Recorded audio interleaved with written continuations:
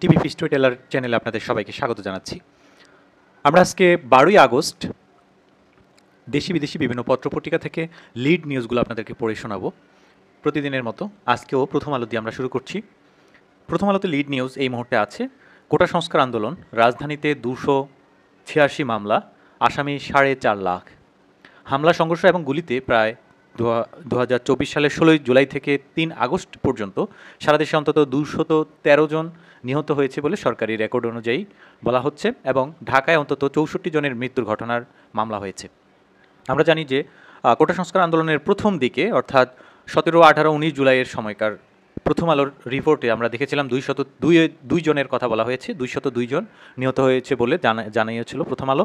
এরপরে যখন 5ই আগস্ট একটি বিপ্লব হলো, গণ অভ্যুত্থান ঘটলো, সেই সময়টাতে এসে প্রায় আরও 2 শতাধিক মানুষ আহত হয়েছে, হাজার হাজার মানুষ, কিন্তু প্রায় 2 শতাধিক মানুষ নিহত হয়েছে বলে বিভিন্ন সূত্র থেকে বলা হচ্ছিল।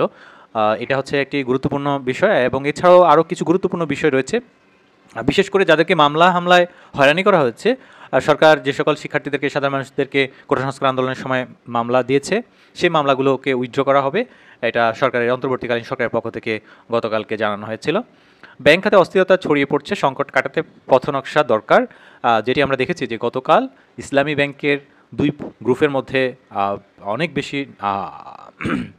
সংঘর্ষ হয়েছিল। এই সংঘর্ষে দেখা গেল যে এসালাম গ্রুপের মাধ্যমে যারা নিয়োগ পেয়েছে এই ধরনের কর্মকর্তারা একেবারে প্রকাশ্যে হাতে গুলি নিয়ে তারা অন্য পক্ষের যারা ছিল, যারা চাচ্ছে যে এখন যে একটা পরিবর্তন হয়েছে, এখন বৈষম্যহীন একটা বাংলাদেশ গড়ার প্রত্যয়ে সবাই এগিয়ে যাচ্ছে, সেই সময় এসে যারা চাটুকার ছিল, যারা এসালাম গ্রুপের নিজস্ব তাবেদারি করেছিল এবং যাদের মাধ্যমে ব্যাংকিং খাত এতটা বিপর্যস্ত হয়ে গিয়েছে, তাদেরকে পদত্যাগ করতে হবে, এই দাবির প্রেক্ষিতে একটি সংঘর্ষ এবং হতাহতের ঘটনা ঘটেছে। আমরা গতকালকে এই বিষয়টা জেনেছি। এখন আজকেও এই বিষয়টা আলোচনায় আছে। বলা হচ্ছে যে এই যে ব্যাংকিং খাতে যে ধরনের দুর্নীতি, অপকর্ম, তারপর হচ্ছে যে ধরনের বৈষম্য সৃষ্টি হয়েছিল, সেটি থেকে বেরিয়ে এসে কীভাবে ব্যাংকিং খাতকে, বাংলাদেশের অর্থনীতিকে শক্তিশালী করা যায়, তার জন্য একটি পথনকশা দরকার বলে বিশেষজ্ঞ মহল মনে করছেন। 4 থেকে 6 আগস্ট প্রায় 3 দিনেই নিহত 326 জন, যেটি বলা হচ্ছিল যে আমি আগেও বলেছি প্রায় 2 শতাধিক। প্রথম আলো সেটি রিপোর্ট করছে যে 326 জন 4 থেকে 6 আগস্ট, অর্থাৎ গণ অভ্যুত্থান বা গণবিপ্লবের আগের দিন, গণবিপ্লবের দিন এবং তার পরের দিন, এই 3 দিনেই সারা দেশে 326 জন নিহত হয়েছে বলে রিপোর্ট করছে। এছাড়া এই মুহূর্তে বাংলাদেশের অর্থনীতি, বাংলাদেশের মনিটারি পলিসি, বাংলাদেশের ব্যাংকিং খাত সহ শুরু করে প্রত্যেকটা আর্থিক প্রতিষ্ঠানের সাথে জড়িত যে বিষয়টা, সেটা হচ্ছে একজন শক্তিশালী এবং সৎযোগ্য অভিভাবক ব্যাংকের জন্য খুবই গুরুত্বপূর্ণ এবং তিনি হচ্ছেন বাংলাদেশ ব্যাংকের গভর্নর। এবং যেহেতু বিগত সরকার অর্থাৎ স্বৈরাচারী সরকারের সময়ে যেই গভর্নর ছিলেন তিনি পদত্যাগ করেছেন এবং নতুন গভর্নর খুঁজছে, আপাতত ভারপ্রাপ্ত গভর্নর হিসেবে একজনকে দায়িত্ব দেওয়া হয়েছে, কিন্তু নতুন গভর্নর খুঁজছে সরকার। আমরা আসি আমাদের সময়ে এই মুহূর্তে লিড আছে বর্তমান অন্তর্বর্তীকালীন সরকারের স্বরাষ্ট্র উপদেষ্টা।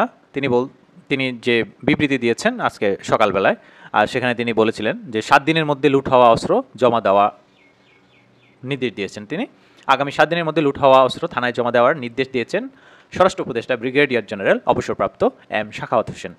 তা না হলে তিনি বলেছেন জড়িতদের বিরুদ্ধে কঠোর ব্যবস্থা নেওয়া হবে। এছাড়াও আজ যেটি ঘটবে সেটা হচ্ছে আজকের দিনের কর্মসূচির মধ্যে অন্তর্বর্তীকালীন সরকারের প্রধান উপদেষ্টা ডক্টর মোহাম্মদ ইউনূস আজ সচিবদের সঙ্গে বৈঠকে বসবেন বলে আমাদের সময় জানিয়েছে। মানব জমিনে এই মুহূর্তে আমরা লিড দেখতে পাচ্ছি, নিক্কেই এশিয়ার বিশ্লেষণে হাসিনার ক্ষমতাচ্যুতির পর বাংলাদেশের নয়া পররাষ্ট্রনীতির প্রয়োজন। তারা এটি বলছে যেহেতু হাসিনা ক্ষমতাচ্যুতির ঘটেছে, কাজেই এখন এশিয়ার এই দেশে বাংলাদেশের জন্য একটি নতুন পররাষ্ট্রনীতির প্রয়োজন। যা আমরা জানি যে আমাদের এতদিনকার সময়ে যাদের দাবিদারি করেছিল শেখ হাসিনার সরকার, সেই ভারতকে বা ভারতের সাথে যে পররাষ্ট্রনীতি ছিল তা থেকে আমাদেরকে অবশ্যই বেরিয়ে আসতে হবে, কারণ বাংলাদেশ একটি স্বাধীন সার্বভৌম রাষ্ট্র। বাংলাদেশের মানুষের নীতি নির্ধারণে ভারত নাক গলানোর অধিকার রাখে না বলে অধিকাংশ বিশ্লেষক মনে করছেন। নয়াদিগন্ত এই মুহূর্তে লিড করে রেখেছে, অবৈধ অস্ত্র 7 দিনের মধ্যে জমা দেওয়ার নির্দেশ দিয়েছেন স্বরাষ্ট্র উপদেষ্টা, যেটি আমরা একটু আগেই বলেছিলাম।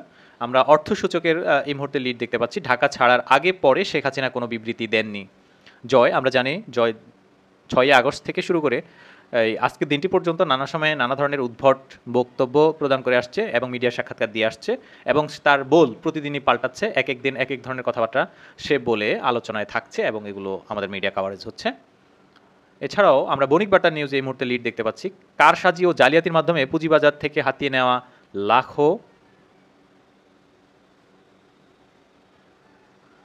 বলা হচ্ছে যে পুঁজিবাজারকে উন্নয়নের পরিবর্তে খাদের কিনারে নিয়ে যান সাবেক দুই দায়িত্বশীল যারা সভাপতির দায়িত্বে ছিলেন।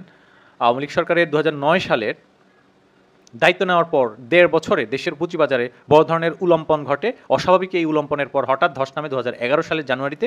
লোকসানের কারণে বিনিয়োগকারীদের আত্মহত্যার মতো ঘটনাও ঘটে বলে বণিক বার্তায় বলা হচ্ছে এবং তারা রিপোর্ট করছেন যে এরপর সরকারের পক্ষ থেকে তদন্ত কমিটি গঠন এবং পুঁজিবাজার নিয়ন্ত্রণ সংস্থা বাংলাদেশ সিকিউরিটিজ অ্যান্ড এক্সচেঞ্জ কমিশনের সংস্কার ও পুনর্গঠনের উদ্যোগ নেওয়া হয়। এরই ধারাবাহিকতায় 10 বছর সংস্থাটির চেয়ারম্যানের দায়িত্বে ছিলেন ঢাকা বিশ্ববিদ্যালয়ের ফাইন্যান্সের অধ্যাপক ডক্টর এম খায়রুল হোসেন। তার উত্তরসূরি হিসেবে 2020 সালে দায়িত্বে আসেন একই বিশ্ববিদ্যালয়ের ব্যাংকিং ও ইন্স্যুরেন্স বিভাগের অধ্যাপক শিবলি রুবাইয়াতুল ইসলাম। যদিও আলোচিত এই দুই চেয়ারম্যানের বিভিন্ন ধরনের বিতর্কিত কর্মকাণ্ড ও স্বজনপ্রীতির কারণে দেশের পুঁজিবাজার আরও খাদের কিনারে চলে গেছে বলে মনে করছেন সংশ্লিষ্টরা।